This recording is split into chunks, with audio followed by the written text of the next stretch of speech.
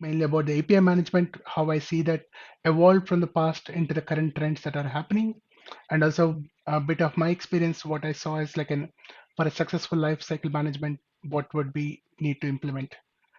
On that note, I will start going through the presentation. And before I start, I think I congratulate all the other speakers who spoke today. I think some of the discussion that I'm going to have today will resonate with some of the thoughts that they have actually spoke about.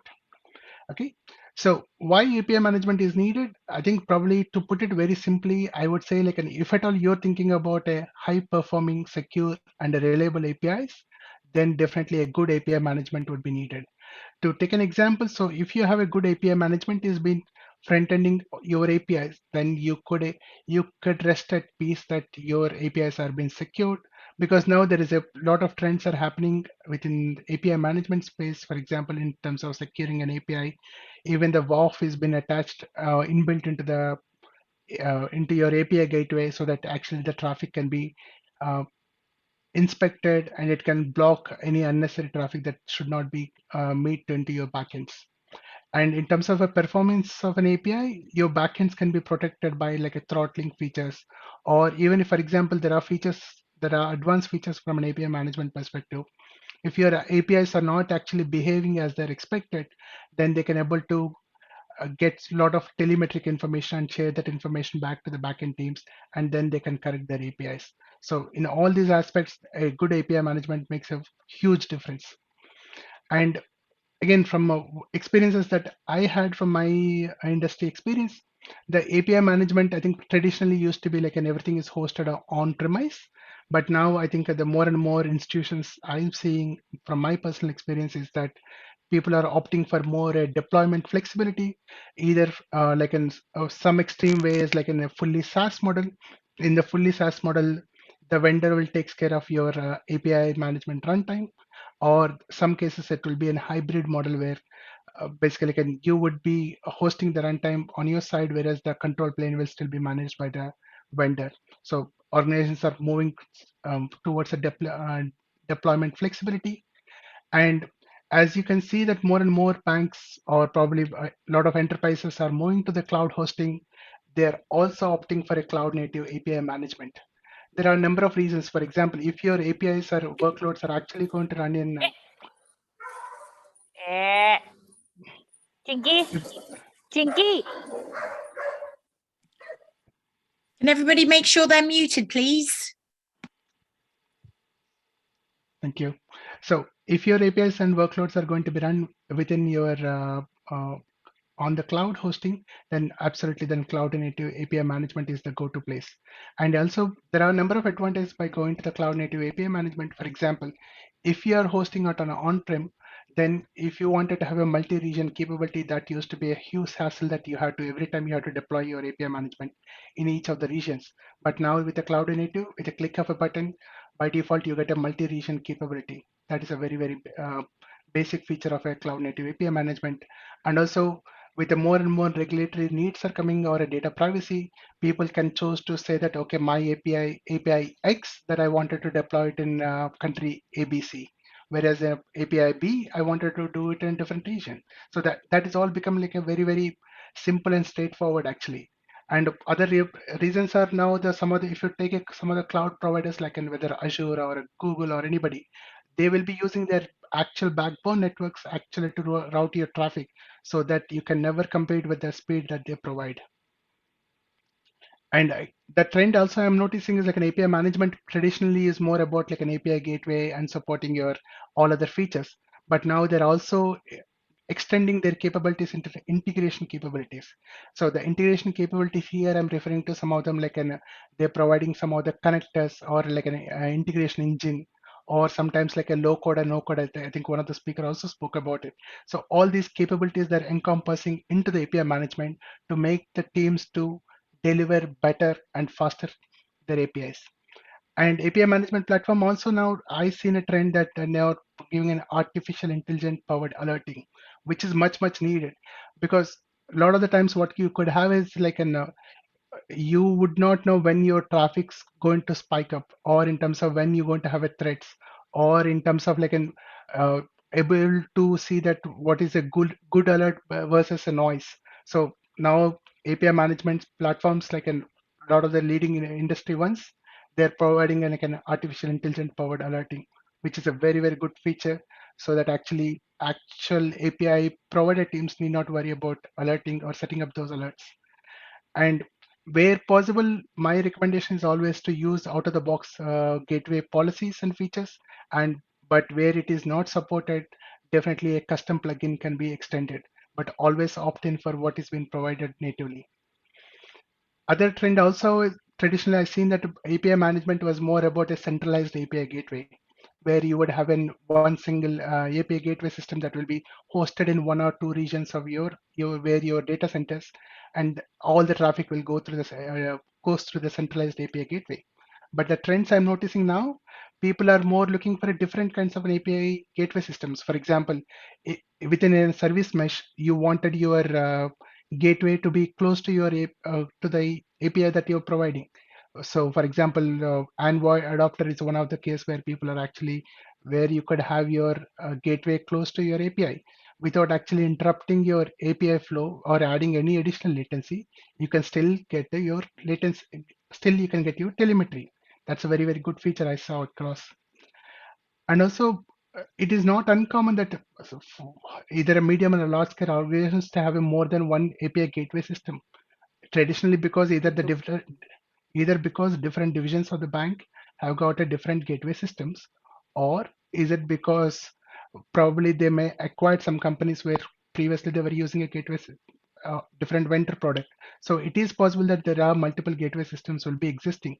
What is more important is to have a unified view across these gateway systems. That's definitely will puts us in a path of a success. And also there is a misconception sometimes like an API platform is only meant for internal or external APIs, but definitely API platform where possible should be used both for internal and external APIs both. And also other point I want to bring out is like an implementing an end-to-end tracing, observability, and monitoring should be a first-class citizens in your API solutions, which you could achieve through the API management with the necessary tooling and also, for example, a lot of other industry tools like a New Relic or a few other industry products. Use those tools and make sure that you do give these as a first-class citizens in your delivery. Okay. The next topic I want to talk about is the role of a developer portal and a catalog. And here I'm more specifically talking about the internal developer portal rather than external developer portal. So an API program initiative to succeed, I think definitely a good internal developer portal is needed. So whether you chose to do write your own internal developer portal or you use what is already provided as a uh, part of your API management and enhance it or extend it, whatever may be the mechanism that you follow, but a good internal developer portal is very much needed. And make sure that the API portal that you're defining, it can right from the concept all the way through the retirement, it can able to support all the phases. Then that will be a very good thing to have. So by having a good API portal, definitely that can serve your, make sure that it can able to cater for your self-service and adoption. That is a very important thing. That second topic I want to talk about is the API catalog. So it is a very much needed for people to build. And while if you are thinking of an API program, a good API catalog is also needed. The reason is if you don't know what APIs that your institution has and people can't search them or can't find them, can't subscribe to them, then you cannot drive your reuse. And also see if you can able to bring all your different types of API styles into a single catalog. It is possible to bring all of them into, basically there are a number of products in the industry. For example, Backstage.io is one of them. There are a number of other ways you can actually build different API styles into a single catalog as well. And when you're building an API catalog, not only think about like putting a basic information about API, but also a metadata is also very much important. Because if people can't able to search on the basis of a metadata based on like a taxonomy or a different kinds of information, then probably catalog won't be serving its purpose. So the next point I want to talk about is the API governance. So I think Eric spoke a bit about the API governance quite a bit, and API governance plays a very big role in terms of the success of your API programs. in enforcing a successful API governance, make sure that you automate as much as possible and also put a toll gates when you're promoting your API across the environments. This can be done with a self-service tools that, or probably some tool chain that you can actually write it, or you can acquire some other products. But make sure that you use some sort of like an linting tools. Either it could be through like, for example, you could have a simple linting tool based on some open source library, and then which can actually validate against your API specification. And as the your API progress across environments, you can enforce a different level of standards as well.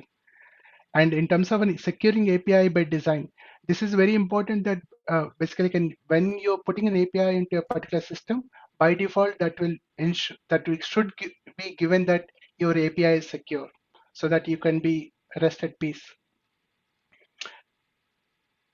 Other topic I want to mention is that it is inevitable that you needed to support multiple security mechanisms. So there is no one single security mechanism that could work for all of your patterns. So for example, if you have a first party app, then you may need more like an token access based one. But whereas if it's a third party app, then you may need more like a mutual TLS based. So depending on, and also depending on whether the traffic is coming in east west traffic or the north south traffic, or based on who is your API provider. So multiple security mechanisms are needed. So definitely embrace it, but make sure that those patterns are documented and follow those standard patterns. And also the last and final thing I want to say in this particular slide is that make your API analytics data accessible to all the members of the organization, not just to the support organizations or just to the developers. I think the more you make your analytics data, but the kind of analytics data dashboards that needed by different users are different, but make sure that your analytics data is made accessible. And quickly, I want to talk about the API practice in terms of a lifecycle perspective. So one point I would say is the quality of API is more important than the quantity of API. So for example, if an organization is trying to quantify or wanted to assess if they have a, by having 100 APIs, you may not be a good, you're not in a good journey. So it's a, whether you have a one API or a 10 APIs, quality makes more difference. And also when you're defining your application services, make sure that you define with a well-defined interfaces and a standardized integration patterns goes with the previous one. And where possible, embrace something like an API catalog and promotion via CI/CD pipeline. So, and where possible, also develop something like an IDE plugins, for example, IntelliJ plugin or VCS plugin, so that developers to discover their APIs from directly from IDE. This will, so because a lot of the developers actually code it from the IDE, but if they can able to discover their APIs from IDE, then obviously it promotes your reuse. Some of the API delivery and integration accelerators, in my experience, is like, and if you can able to provide a boilerplate code either from a code gen or from SDKs or even different mechanisms, that will definitely cut down the API delivery time and also helps with an integration as well. So some of the integration stimulators are like a simulation generation directly from an API specification, so that at the early stages you could actually simulate how the API is going to behave. I think we talked a bit about API governance as well, and in terms of like an one thing I would say is like an API protocol standards differs from like and depending on what type of the API that you're going to use, but you can definitely adopt and where embrace like a custom developed API linter tools. Okay. With that note, I think I hand over back to you, Kirsty.